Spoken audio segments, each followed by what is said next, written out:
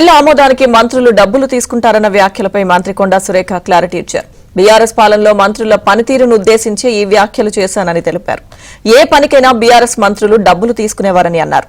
ఫైళ్ల ఆమోదానికి మంత్రులు డబ్బులు తీసుకుంటారని, తనకు మాత్రం నయా పైసా వద్దని కొండా సురేఖ వ్యాఖ్యలు చేయడంతో దుమారం చెలరేగింది. ఇక ఈ నేపథ్యంలో కొండా సురేఖ క్లారిటీ ఇచ్చారు. మా దగ్గరికి కొన్ని కంపెనీలవి క్లియరెన్స్ కోసం అని చెప్పి ఫైల్స్ వస్తూ ఉంటాయి. మామూలుగా మంత్రులు అట్లాంటి ఫైల్స్ వచ్చినప్పుడు డబ్బులు తీసుకొని క్లియరెన్స్లు ఇస్తూ ఉంటారు. నేనన్నా మాకు ఒక నయా పైసా మీరు ఇవ్వాల్సిన అవసరం లేదు, మీరు సమాజ సేవ చేయండి, మా స్కూల్ ఒకటి డెవలప్ చేయండి. ఇప్పుడు భయపడే వాళ్ళు ఉన్నప్పుడు డబ్బులు ఇవ్వండి పని చేసేవాళ్ళు కాదు. ఆ విధంగా సెక్షన్ నుంచి మొదలు పెడితే వాళ్ళ ఓఎస్డీల వరకు కూడా డబ్బులు తీసుకునేవాళ్ళు. అటువంటి పరిస్థితి ఆ రోజు ఉండే. కానీ ఈ రోజు మా దగ్గరకు వస్తే ఒక్క రూపాయి కూడా తీసుకోకుండా మేము మా దగ్గరకు ఫైల్స్ వస్తున్నాయి, పోతా ఉన్నాయి. అంటే వాళ్ళకి ఏదంటే కింది స్థాయి నుంచి కూడా పే చేసుకుంటూ రావాల్సిన అవసరం ఆ రోజు ఉండేది.